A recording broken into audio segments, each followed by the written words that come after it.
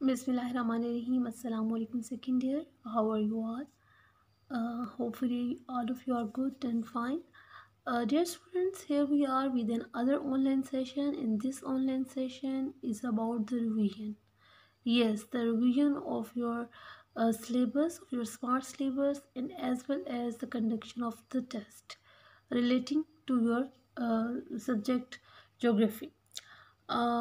As we know that our syllabus has been summarized into the smart syllabus, so we have to prepare our chapters and we have to conduct the test according to that smart syllabus.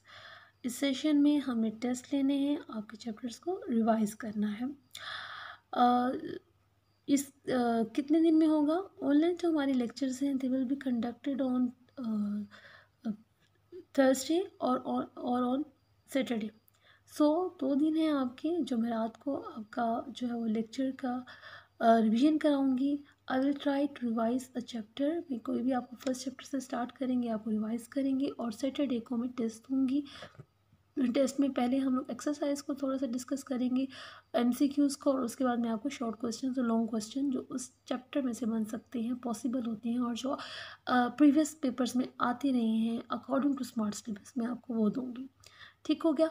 तो आपका यानी 2 जो lectures होंगे, first will be about the revision full chapter, या कहीं पर अगर ज़्यादा चैप्टर है तो बड़ा चैप्टर है तो उसको हाफ करके रिवाइज करूँगी। एंड देन जो सैटरडे का आपका होगा lecture that will about the test, मैं आपको टेस्ट दूँगी और आपने उस टेस्ट को देकर उसको जो है वो ऑनेस्टली से हल करके उसको सॉल्व करके you have to send it me through WhatsApp group और थ्रू ईमेल आईडी। मैं आपको जो है वो दे दूँगी। जब मैं आपको टेस्ट दूँगी तो आपको ईमेल आईडी भी जो है वो शेयर कर दूँगी and you have to send me your answer sheet through the sources. The one is WhatsApp group and the other one is email ID. ठीक है, तो आज हम लोग जो है वो अपना रिवीजन स्टार्ट करने जा रहे हैं, रिवीजन ऑफ फर्स्ट चैप्टर, और उसके जो है वो लेक्चर भी हमारे पास जो है वो पहला है, ओवरव्यू ऑफ द वर्ल्ड, दुनिया का जायज़ा।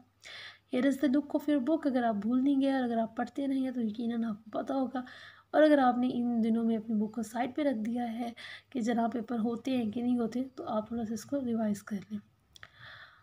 दुनिया का जैसा आपका पहला चैप्टर है, इसमें क्या आएगा? सबसे पहले शॉर्ट क्वेश्चन बता दूं कि अक्सर आ जाता है दुनिया की आबादी और रकबे पर सवाल आ जाता है।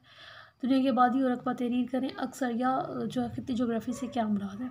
वो जोग्राफ़ी के ब्रांच जिसमें आप इलाकों के बारे में, खित्तों के बारे में पढ़ते हुए खित्ती जोग्राफ़ी कहलाती है। और दुनिया की जो आबादी है, जहाँ रकबा आता है तो आपने यूनिट लास्ट में लिखनी है।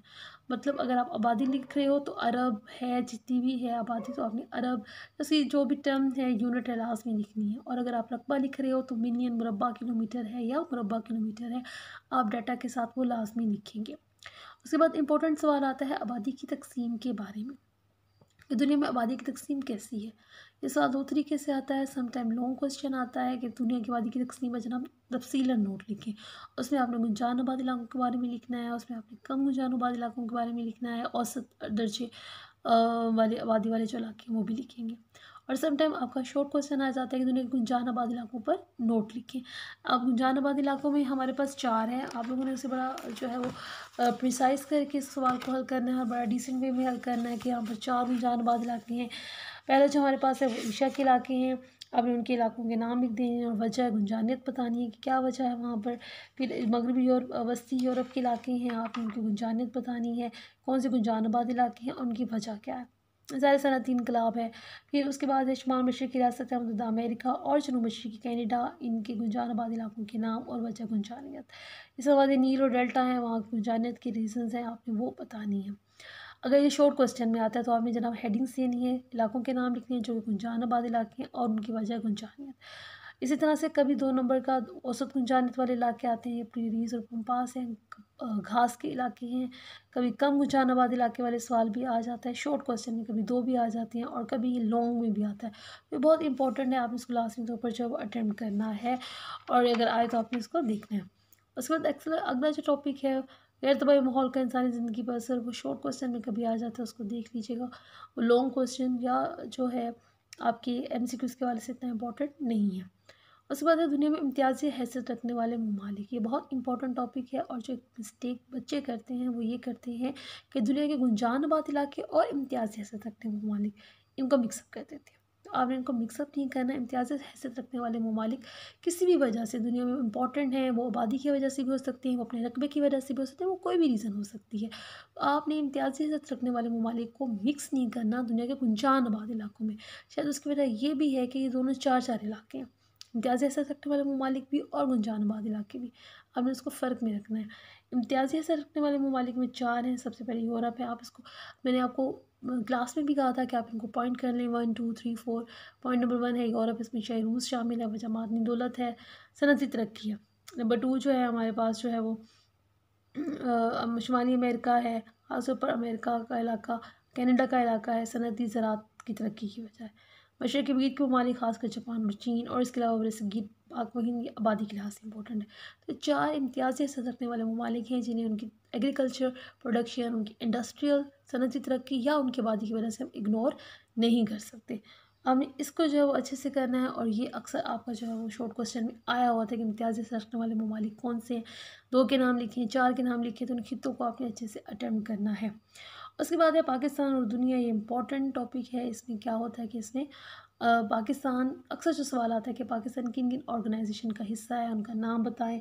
इसमें जनूब मशरक़ी एशिया के कोलंबो के इलाके हैं, इसमें यूएनओ है यानी अक़वाम मुत्तहिदा, ओआईसी यानी ऑर्गेनाइजेशन ऑफ इस्लामिक कॉन्फ्रेंस और ओआईसी अक्सर एमसीक्यूज़ में भी आता है ये किसका मुख़फ़्फ़फ़ है, ऑर्गेनाइजेशन ऑफ इस्लामिक कॉन्फ्रेंस। तो आप ये एब्रीविएशन भी इसका तैयार करेंगे और इस तरह से जो है पाकिस्तान जो मैंने आपको बताया था कि वो नेम का एनएम नॉन अलाइंड मूवमेंट का जो है वो मेंबर है। तो इस तरह से 2-3 आपने तंजीमों के नाम ऑर्गेनाइजेशंस के नाम लिखने हैं और पाकिस्तान की जो है वो ख़ारजा पॉलिसी के कुछ पॉइंट्स हैं तो वो लिखने हैं।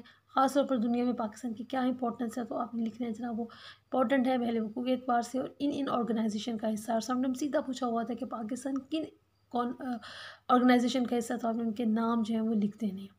ठीक है, तो ये आपके शॉर्ट क्वेश्चंस के हवाले से फर्स्ट चैप्टर काफ़ी इम्पोर्टेंट है। अब आपने इसको तैयार करना है। सैटरडे को जो है वो मैं इंशाल्लाह पहले आपको इसमें से एमसीक्यूज़ बताऊंगी, उसकी एक्सरसाइज हम सॉल्व करने के बाद फिर मैं आपको टेस्ट दूंगी। तो आपने उसे अच्छे से जो है वो मुझे फीडबैक देना है। हम लोग कोशिश कर रहे हैं, हम टाइम निकाल रहे हैं, हम आप लोगों के लिए लेक्चर्स तैयार कर रहे हैं। सेकेंड ईयर काइंडली आप जो है ज़रूर पॉजिटिव रिस्पॉन्स दें, हम लोगों को टेस्ट दें, हम लोगों को अपना फीडबैक दें ताकि हमें भी जो है वो ऑनलाइन क्लासेस को हम लोग भी इंजॉय कर सकें और हमें भी लगे कि इसका कोई फ़ायदा है। आप लोगों ने लाज़मी जो है मुझे व्हाट्सएप ग्रुप में और जो है अगर ईमेल आईडी पर आपने ईमेल करना है, लेकिन you just have 1 day. Saturday को आपने उसी दिन में मुझे रिज़ल्ट जो है वो टेस्ट जो है वो जमा कराना होगा। ठीक है, thank you so much, take care, अल्लाह हाफ़िज़।